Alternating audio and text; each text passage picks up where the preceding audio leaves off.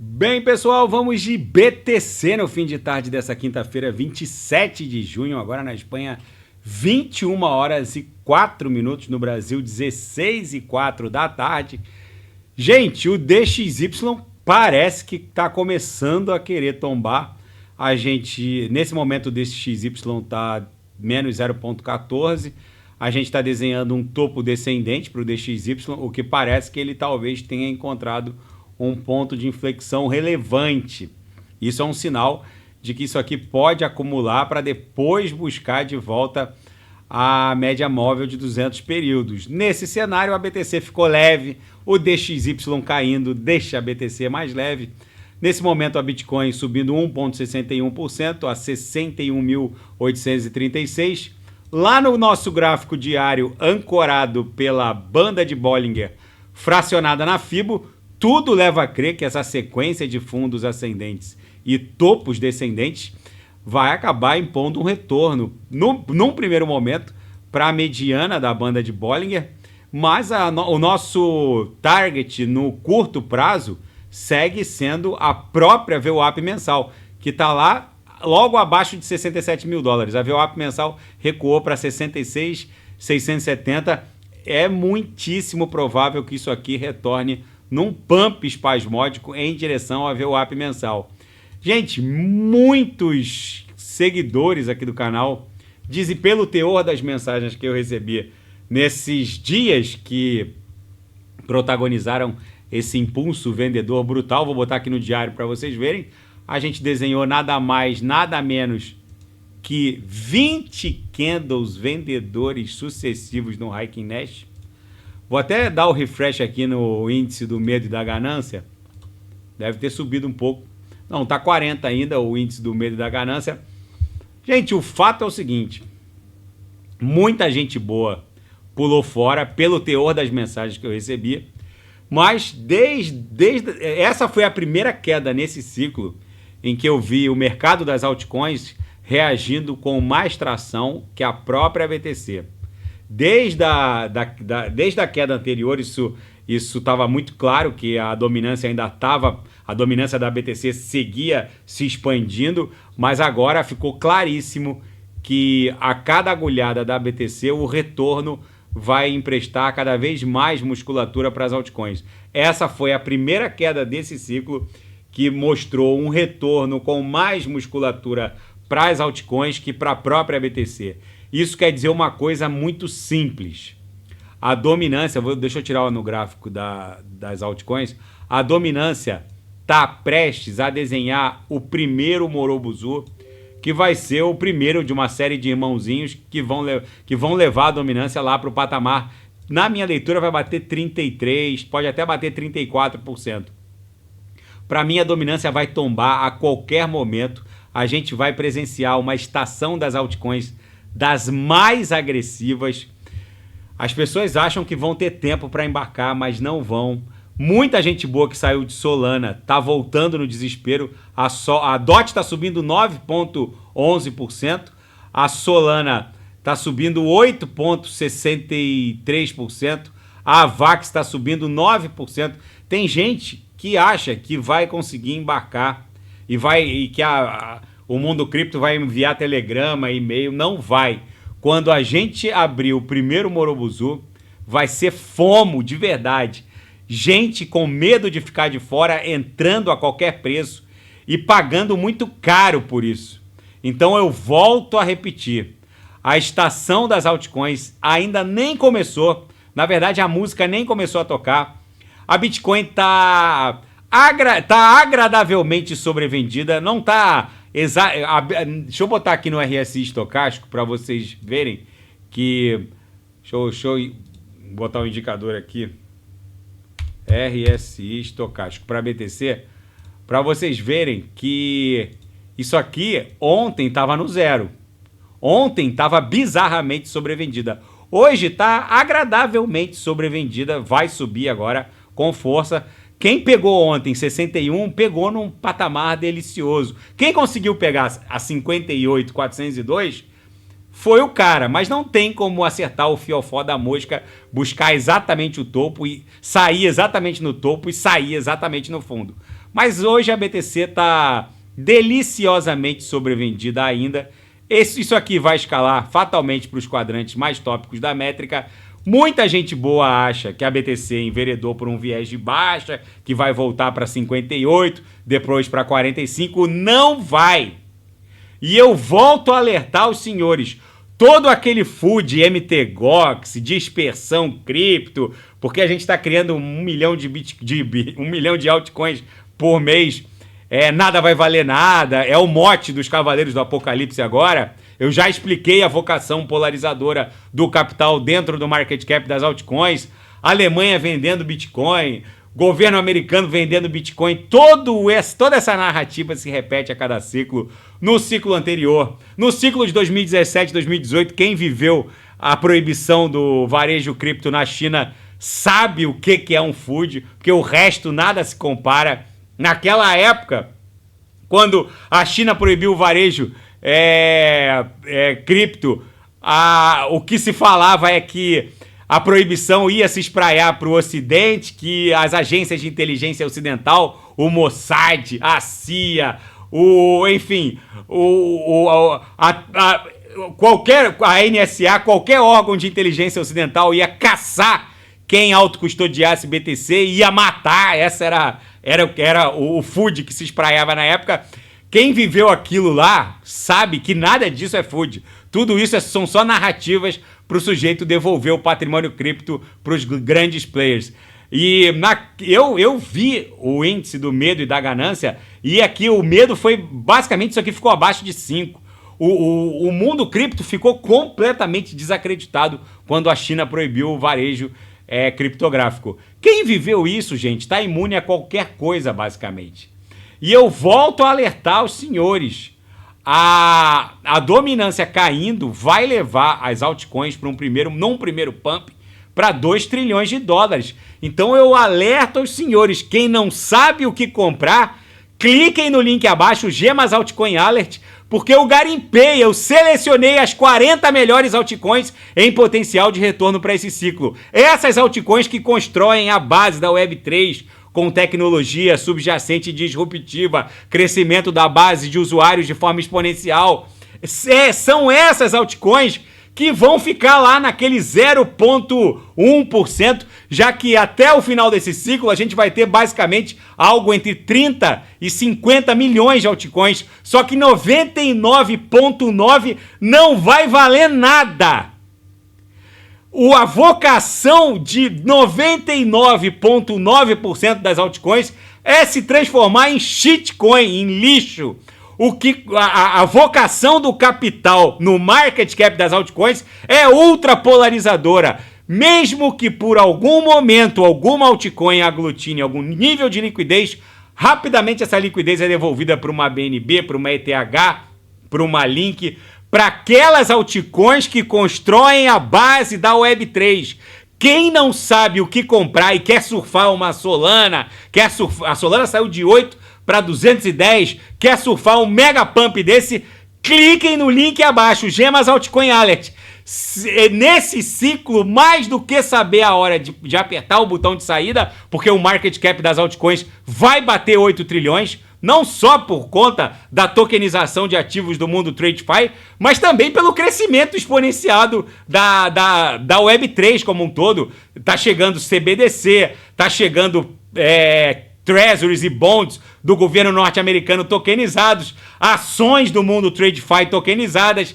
Tudo isso vai fazer com que a liquidez e o total de riqueza bloqueada em todos os ecossistemas da Web3, se a gente colocar aqui no overview, isso aqui vai catapultar de 96 bi para, nesse ciclo ainda, isso aqui vai catapultar para dezenas de trilhões. É muito provável que a gente veja a BlackRock, enquanto eu estou falando com os senhores agora, está tokenizando Treasuries e Bonds, e tem gente desembarcando no mundo cripto. Não é só ETF de ETH, de BTC, de Sol.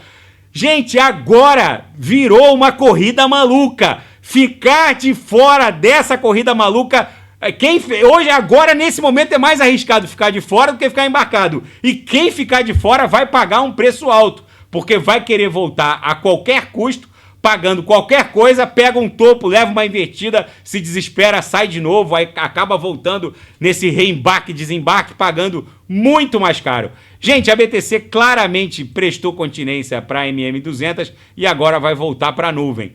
Essa é a configuração que ela está desenhando aqui. Os fundos estão levemente ascendentes, os topos basicamente estão respeitando o patamar de 72 com uma leve inclinação para baixo. Isso é tipicamente uma cunha de caráter ascendente que vai levar a BTC para uma explosão espasmódica em direção a 100 mil dólares. Então eu volto a alertar, quem não sabe o que comprar é só clicar no link abaixo, Gemas Altcoin Alert. Ó, o Squeeze já abriu a primeira barrinha de retorno da métrica em direção à banda superior. Na Seara Fática, emissora de ETF de BTC no mercado à vista, a VanEck, agora arquivou um pedido de ETF de Sol no mercado à vista. É o novo normal. Gente, com a questão criptográfica completamente sensível nessa corrida presidencial rumo à Casa Branca, é muitíssimo provável que esse ETF de Solana também seja aceito e deferido pela SEC. Se isso acontecer, a CVM norte-americana, vai ser outra corrida maluca atrás de Solana. A Solana já deu um pump hoje por conta disso. É muito provável que essa galera que vendeu a 122 volte pagando mais de 200. E um legislador norte-americano, Matt Gaetz, revelou que apresentou um projeto de lei para permitir que a Receita Federal norte-americana aceite Bitcoin como forma de pagamento dos impostos. Gente, isso é revolucionário. Para quem não sabe, o lastro das divisas soberanas é basicamente um lastro legislativo, porque desde que o Nixon despegou o dólar norte-americano do ouro, o lastro do dólar norte-americano é basicamente normativo. É a obrigatoriedade de uso. Já que os americanos são obrigados a pagar impostos em dólares, os americanos são obrigados a importarem e liquidarem as guias de importação em dólares. Eles são obrigados a usar o dólar. É um lastro normativo jurídico. Economistas citam o PIB como um lastro secundário, só que isso é bobajada. Se não houvesse uma norma obrigando o sujeito a pagar os impostos no Brasil em reais, importar em reais, comprar combustível fóssil da Petrobras em reais, é óbvio que o peso em termos de valor dessas divisas seria quase nenhum. Porque quem é que vai acumular riqueza numa divisa que só tem uma garantia? Uma perda real de pelo menos, no caso do real, 10% ao ano, que é a inflação, fora a expansão do M2, que carcome mais ainda o valor que mede a quantidade de riqueza impressa por estados soberanos e carcome ainda mais. A inflação real não é só aquela que o IBGE publica no IPC, é muito maior, porque o Estado brasileiro e o norte-americano seguem imprimindo riqueza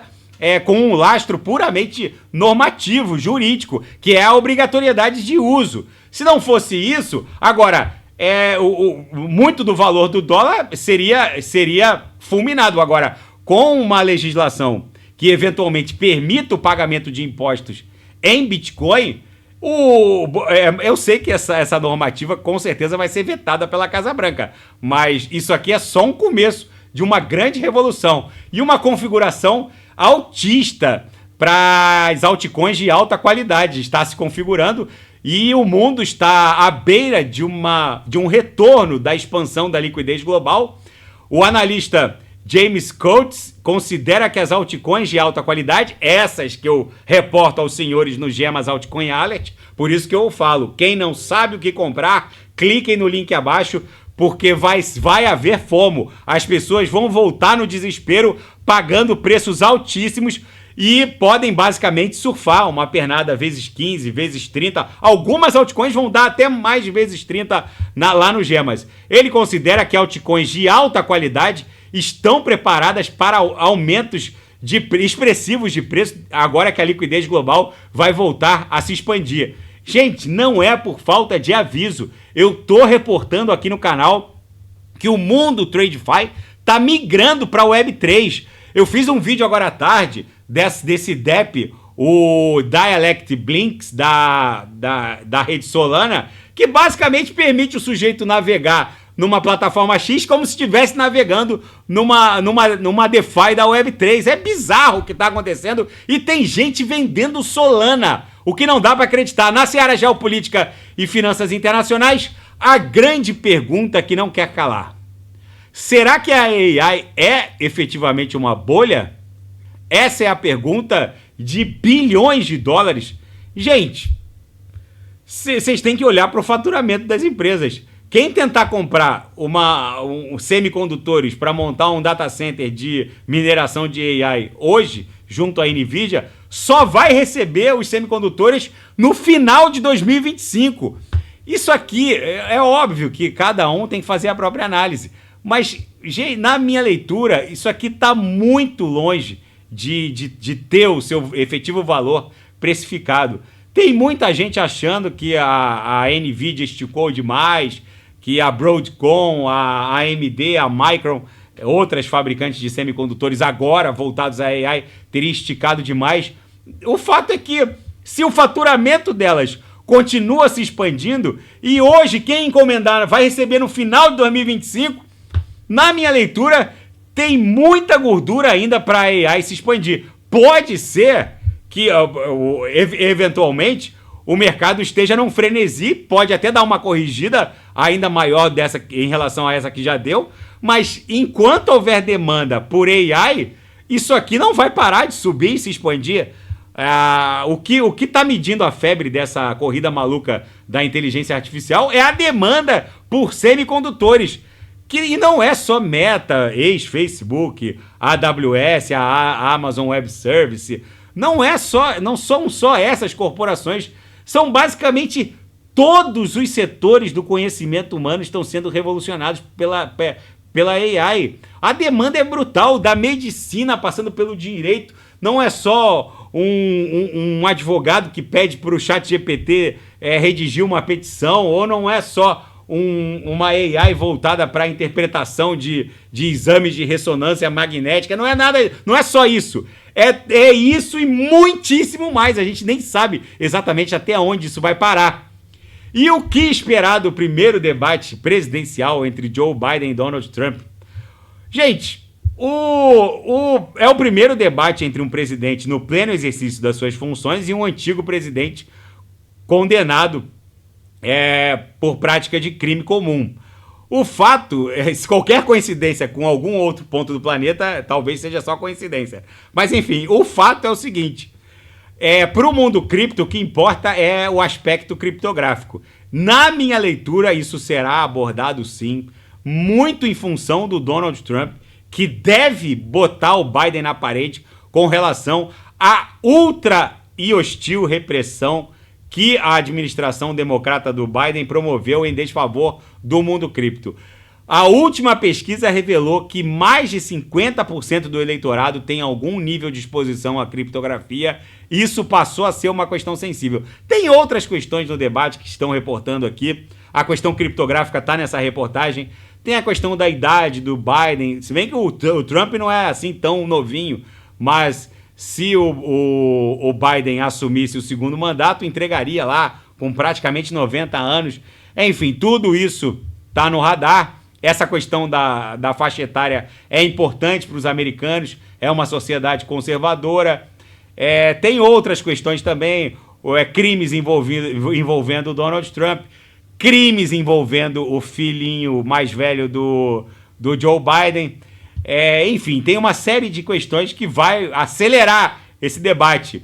E a SpaceX foi contratada pela NASA e vai receber 843 milhões de dólares para destruir a Estação Espacial Internacional por volta de 2030.